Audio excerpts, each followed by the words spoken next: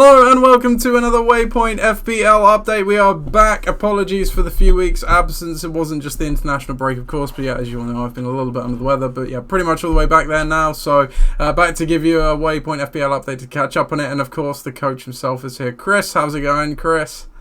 Hi, Nath. Yeah, I'm all right. Looking forward to it. Looking forward to tomorrow's deluge. Absolutely.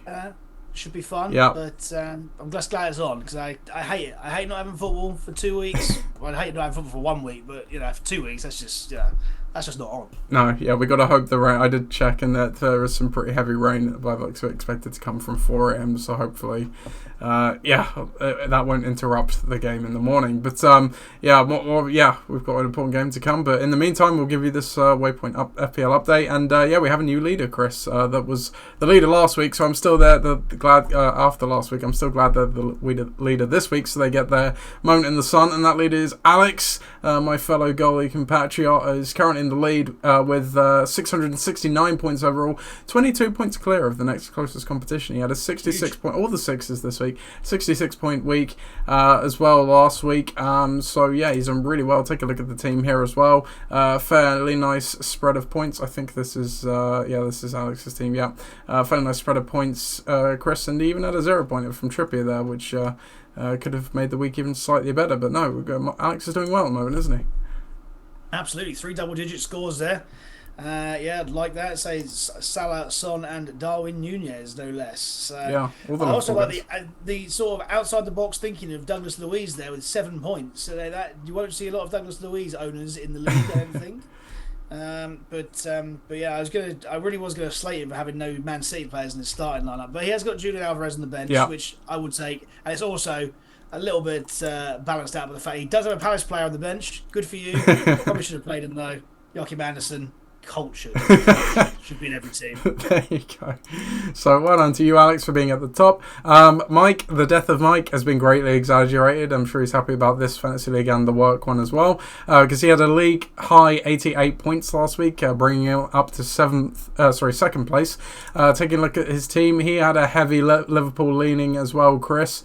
Another good team we got around. He obviously had Haaland as well, and Diaby had a nice score there for him too. Yeah, Diaby, another one. Say, look, all these Villa players all coming out of nowhere. Mm-hmm. So I have to say though, got the best of both worlds there. Got a Liverpool player in there, in Darwin Nunez. Got Haaland. So I like that. I say that'd be a real life strike partnership. That would be scary.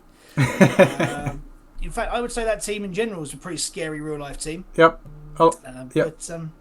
But yeah, 88 points, fantastic score from Mike, who we know he's a bit of a fantasy football nerd, has been for the last few seasons. I was expecting him to be streaking into the lead at an early stage, but hasn't done so.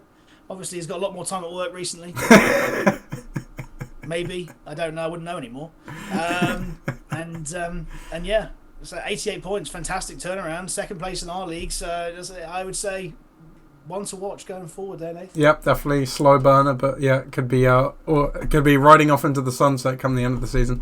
In the top 5, I'm still kicking around. I'm in third place there with a tied third highest score of 71 last week. Quick dip into my team, but we won't spend too much time in it. I'm a fellow Douglas Luiz owner. You'll be happy to see, Chris. And then again, obviously Salah giving me the bulk of my points in Haaland there as well, but otherwise not too much to speak of. Myself and Mike, perfect scores in terms of bench points as well. We didn't leave anything on the bench, which you like to see.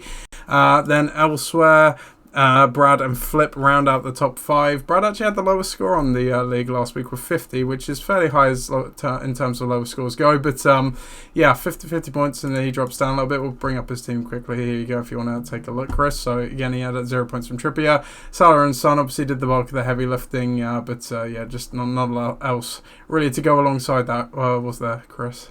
I was wrong about Douglas Luiz owners. I've seen 4 of them. Oh yeah. He's on everybody's team, so yeah. Everybody's enjoying that one. Even Alexa's enjoying that one.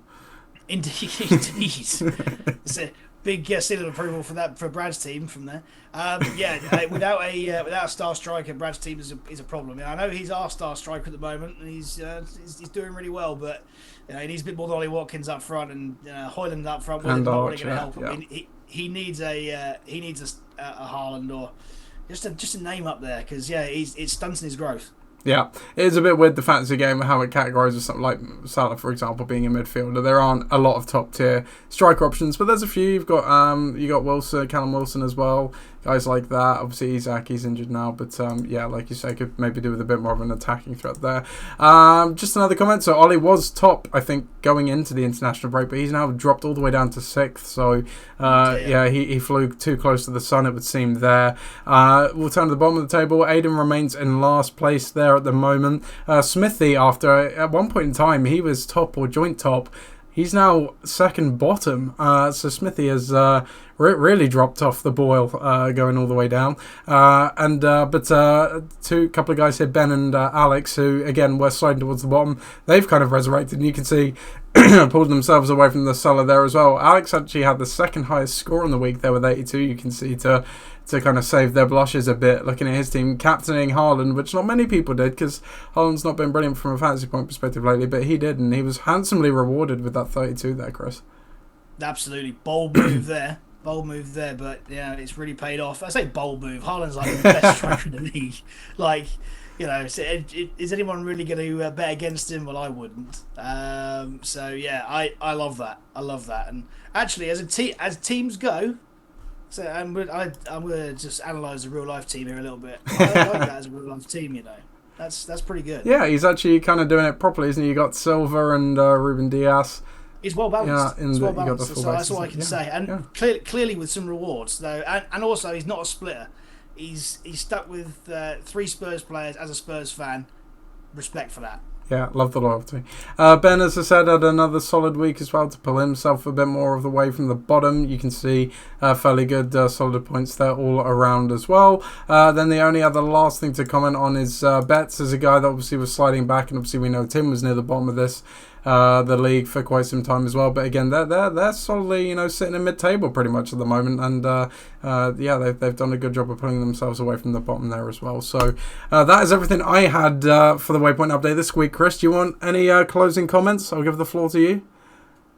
Not especially. I mean, it's looking. I say it's looking pretty close, but say every time we do this, there seems to be a new leader. So keep at it. It's definitely competitive. I don't know what the winner of this has to do or gets or anything. But pride. Maybe that should be a thing. Maybe we should put it to the team. Who wins the league? What should they win or have to do? I like it. Anyway, messages into the WhatsApp group after you've watched the video, as per coach's absolutely. instruction. Let us know. But anyway, looking forward to tomorrow's game if it's on, which it should be. But if it's not, that'd be sad. But if it is, look, key thing got tomorrow, guys. Key thing tomorrow is get the 3 points. But after we know we're going to get the 3 points, as soon as we score some goals, let's just keep scoring. This might be our last chance to score a proper hatload of goals. And think to yourself, how many times have you been in a team that scored double-digit goals in a game? Well, I haven't. But I want to be tomorrow. So until then, we'll see you then. 9:30, I think it is in Forley. So nice and early. Yep. Early start. Yep. But yeah, key thing: get the win, get a clean sheet, and let's try and get double-digit goals. You heard it here first, everyone. I'm going up for corner. See you tomorrow.